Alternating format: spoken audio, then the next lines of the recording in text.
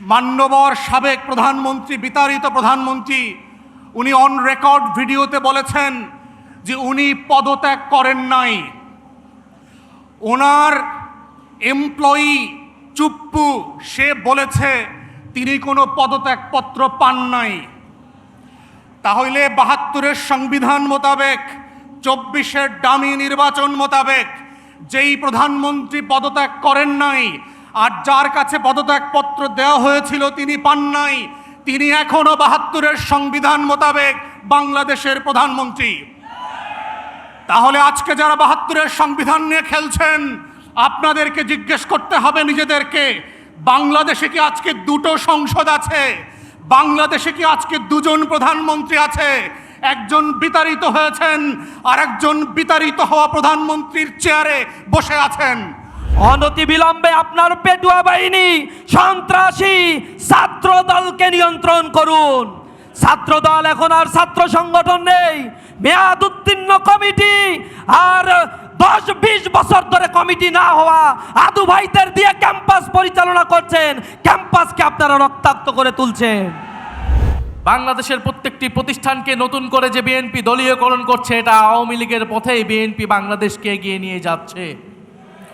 BNP যদি আওয়ামী লীগের পথে, পুরনো স্বৈরাচারের পথে এই দেশকে এগিয়ে নিয়ে যেতে চায়, তাহলে বাংলাদেশের জনগণ আবারও রুখে দাঁড়াবে, বাংলাদেশের তরুণ সমাজ আবারও রুখে দাঁড়াবে, বাংলাদেশের জুলাই গণঅভ্যুত্থানে অংশগ্রহণকারী প্রত্যেকটি ছাত্র জনতা আবারও রাজপথে দাঁড়াতে বাধ্য হবে।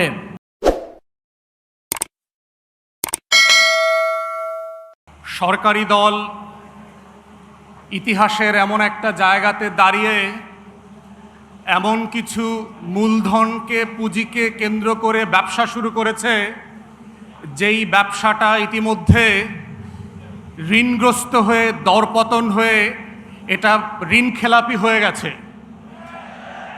আমরা গত ১৭ বছর ধরে মুক্তিযুদ্ধ ব্যবসা দেখতে দেখতে ক্লান্ত হয়ে যায় নাই।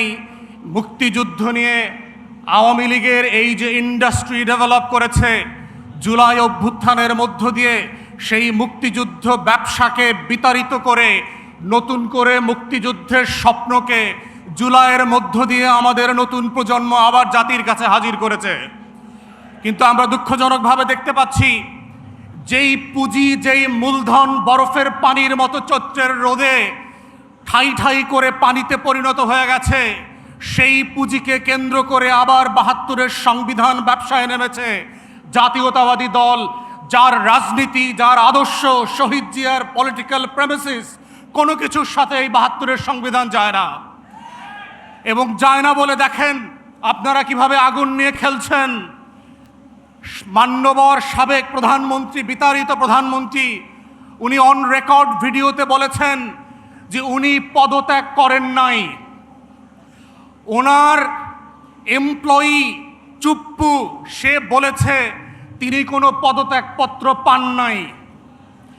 তাহলে ৭২-এর সংবিধান মোতাবেক, ২৪-এর ডামি নির্বাচন মোতাবেক যেই প্রধানমন্ত্রী পদত্যাগ করেন নাই আর যার কাছে পদত্যাগপত্র দেওয়া হয়েছিল তিনি পান নাই, তিনি এখনো ৭২-এর সংবিধান মোতাবেক বাংলাদেশের প্রধানমন্ত্রী। তাহলে আজকে যারা ৭২-এর সংবিধান নিয়ে খেলছেন, আপনাদেরকে জিজ্ঞেস করতে হবে নিজেদেরকে, বাংলাদেশে কি আজকে দুটো সংসদ আছে? বাংলাদেশে কি আজকে দুজন প্রধানমন্ত্রী আছে?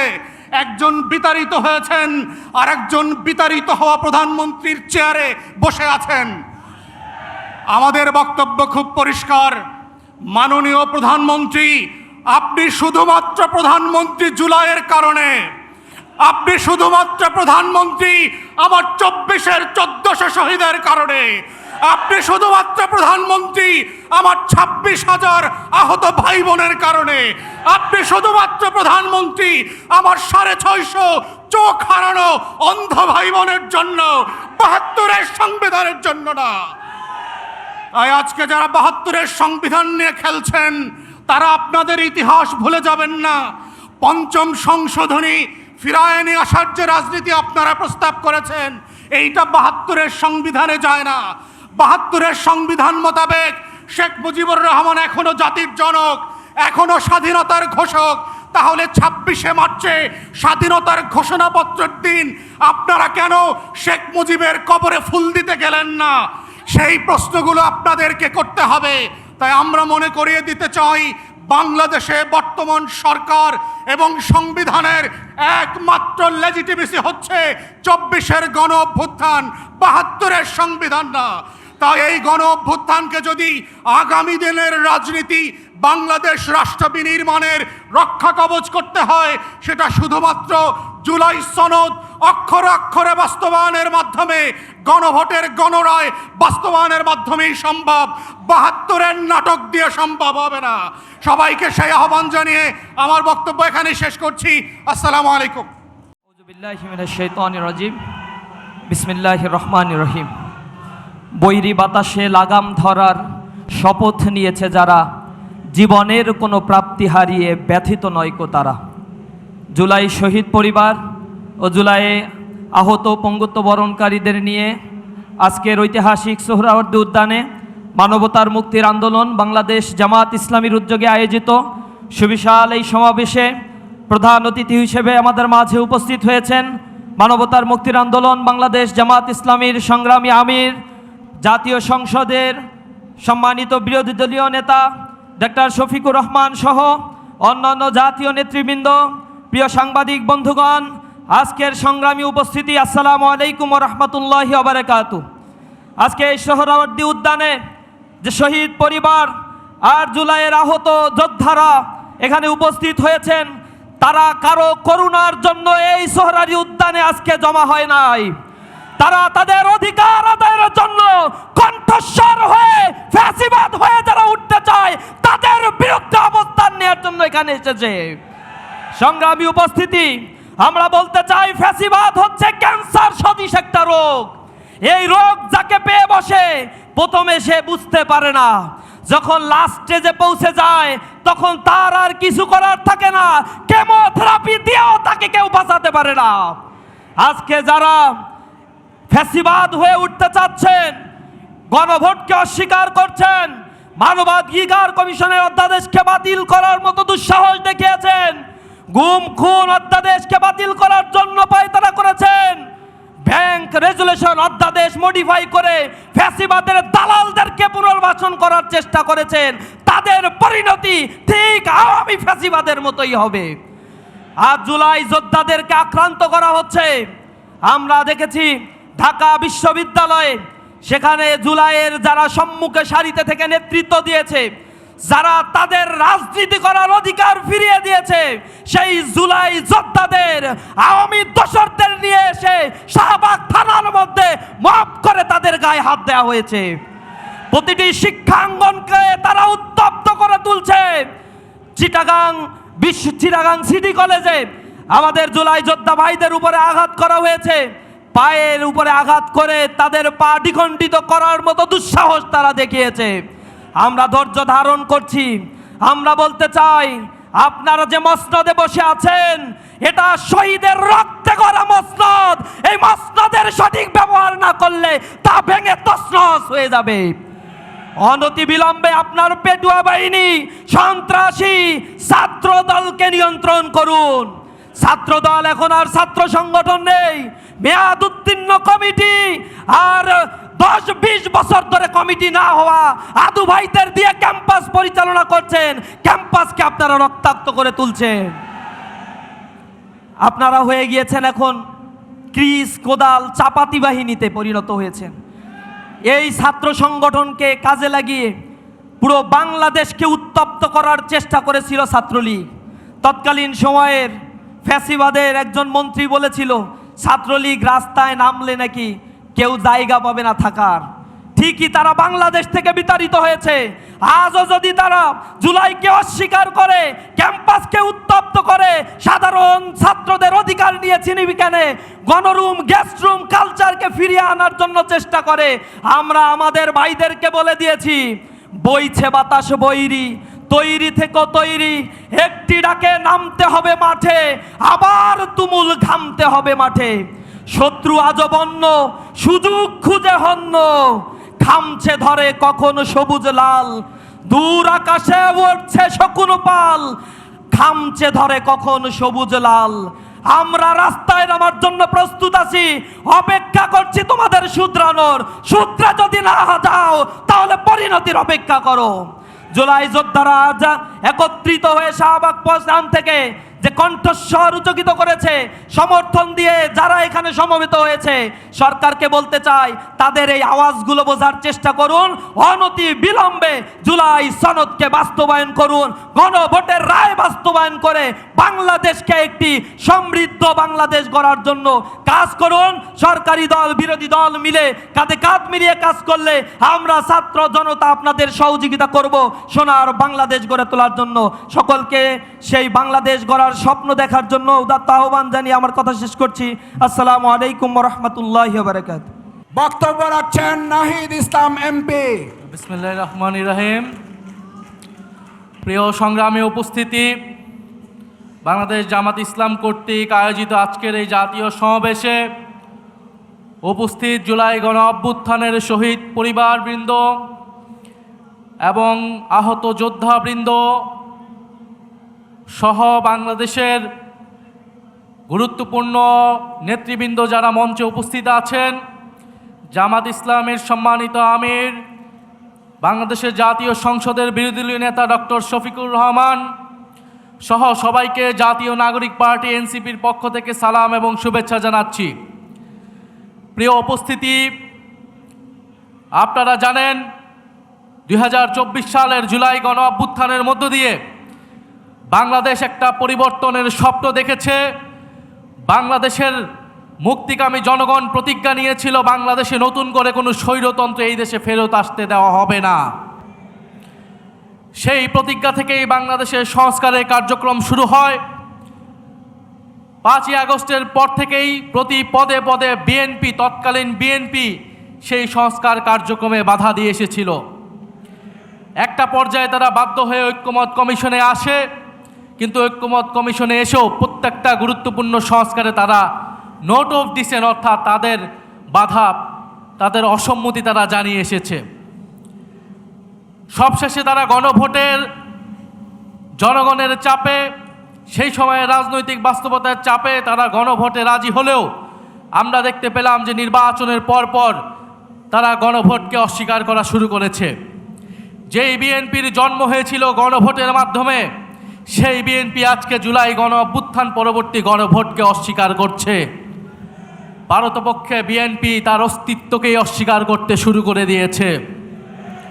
আমরা খুব স্পষ্টভাবে বলতে চাই, বাংলাদেশের প্রত্যেকটি প্রতিষ্ঠানকে নতুন করে যে বিএনপি দলীয়করণ করছে, এটা আওয়ামী লীগের পথেই বিএনপি বাংলাদেশকে এগিয়ে নিয়ে যাচ্ছে।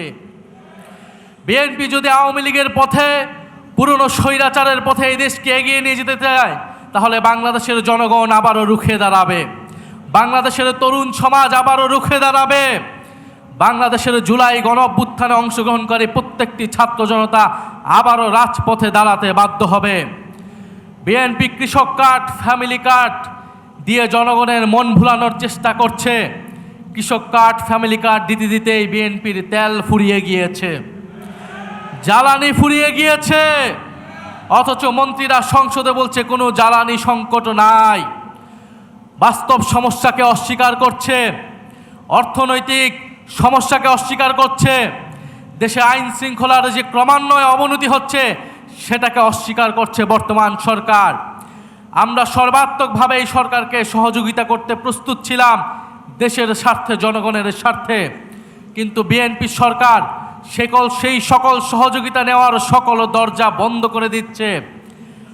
আমার জানা নেই, যারা এখানে অভিজ্ঞ আছেন, মুরব্বী আছেন, তারা বলতে পারবেন বাংলাদেশের ইতিহাসে এত কম সময়ে, মাত্র 2 মাসে কোনো সরকার এতটা অজনপ্রিয় হয়েছিল কিনা।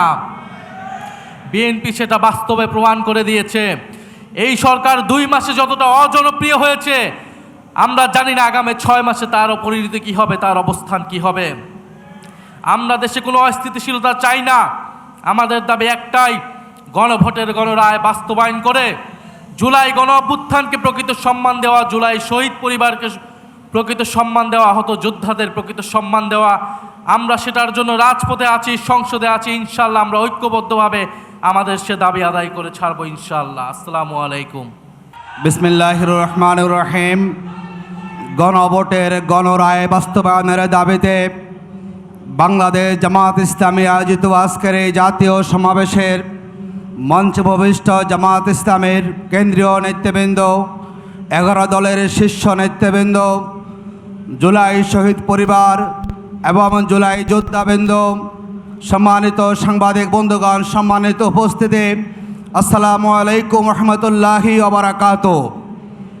আজকের এই দিনটি আমাদের জন্য একটি কলঙ্কের দিন। এই জন্য কলঙ্কের দিন যেই জুলাই শহীদেরা জীবন দিয়েছিল নতুন বাংলাদেশ গঠন করার জন্য, যেই জুলাই যোদ্ধারা জীবনে বাজি রেখে লড়াই করেছে রাষ্ট্রকে সংস্কার করার জন্য, যেই শহীদেরা জীবন দিয়েছে বাংলাদেশের ফ্যাসিবাদী কাঠামোকে শেষ করে দেওয়ার জন্য, যেই স্বপ্নকে ধারণ করে জুলাই শহীদের পরিঅপেক্ষা করছে, আজকে 12 তারিখে নির্বাচিত সরকার তারা সেই বিশ্বাস ভঙ্গ করেছে। আমরা মনে করি যে সরকার গণভোটের রায় মানতে চায় না, সেই সরকার গণবিরোধী সরকার।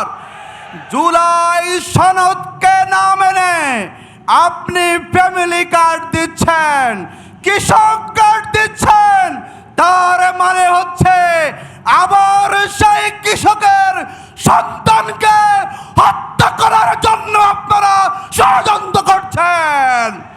বাংলাদেশের মানুষ কৃষক কার্ড চায় না, ফ্যামিলি কার্ড চায় না, মানুষ চায় যেইভাবে গণভোটে জুলাই সনদের লেখা হয়েছে সেই আলোকে জুলাই সনদকে বাস্তবায়ন করতে হবে।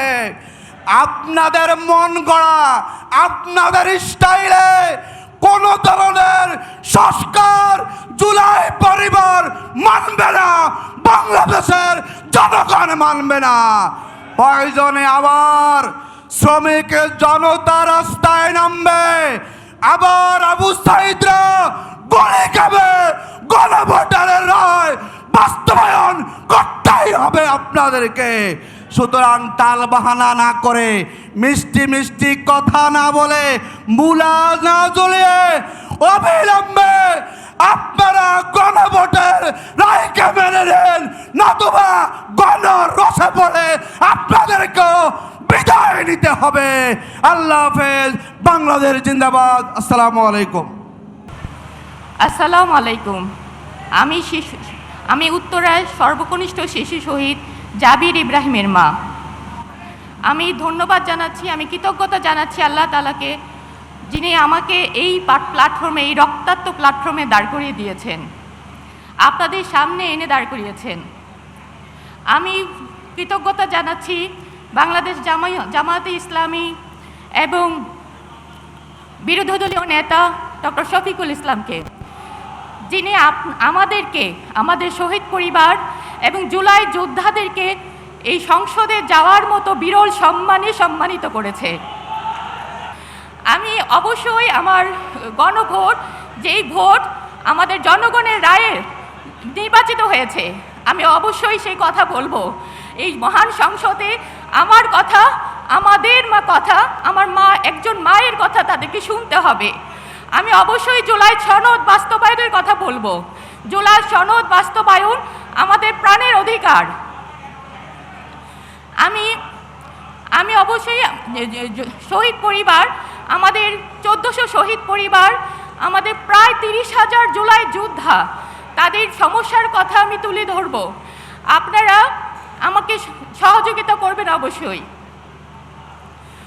আমি আমাদের বাচ্চাদের, আমাদের শহীদদের, যেই সন্তানেদের রক্তের বিনিময়ে এই সংসদ, তাদের সংসদের এই রক্তাক্ত প্রান্তরে দাঁড়িয়ে তারা আমাদের শহীদদের বিচার যে দেরি করছে, সেই দেরি ত্বরান্বিত করার জন্য, আমাদের শহীদদের বিচার ত্বরান্বিত করার জন্য আমি অবশ্যই কথা বলবো। আপনারা সবাই আমার জন্য, আমাদের শহীদ পরিবারদের জন্য দোয়া করবেন। আসসালামু আলাইকুম। এই দেশ আমার বাংলাদেশ, আমার ভালোবাসা, খুনের দামে পেলাম এ দেশ, লাখো শহীদের স্বপ্ন আশা। এই দেশ আমার বাংলাদেশ, আমার ভালোবাসা, খুনের নামে পেলাম এ দেশ, লাখো শহীদের স্বপ্ন আশা। এই দেশ আমার বাংলাদেশ।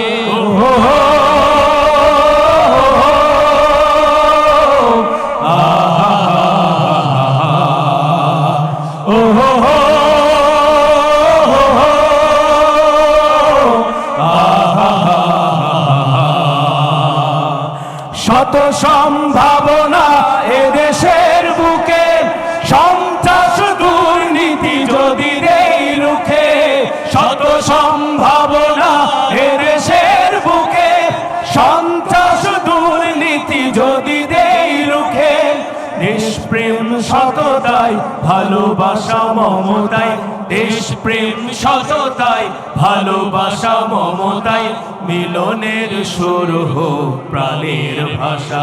এই দেশ আমার বাংলাদেশ, আমার ভালোবাসা,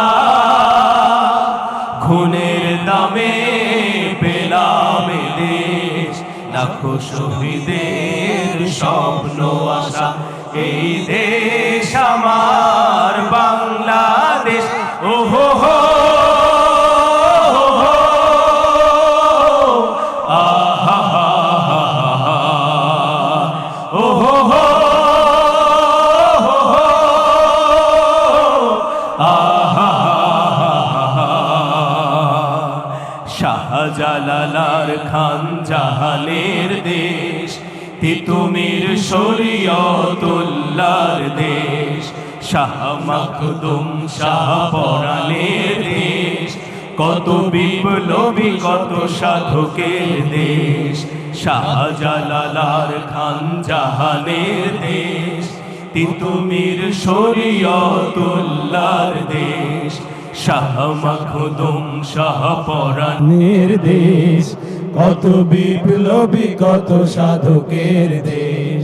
স্বাধীনতার এই সুবর্ণ ক্ষণে সম্প্রীতি বন্ধনান প্রাণে প্রাণে, স্বাধীনতার এই সুবর্ণ ক্ষণে সম্প্রীতি বন্ধনান প্রাণে প্রাণে, হানাহানি ভুলবো সম্মুখে চলবো, হানাহানি ভুলবো সম্মুখে চলবো, আল্লাহতে রাখিব শেষ ভরসা। এই দেশ আমার বাংলাদেশ, আমার ভালোবাসা, খুনের দামে পেলাম এ দেশ, লাখো শহীদের স্বপ্ন আশা। এই দেশ আমার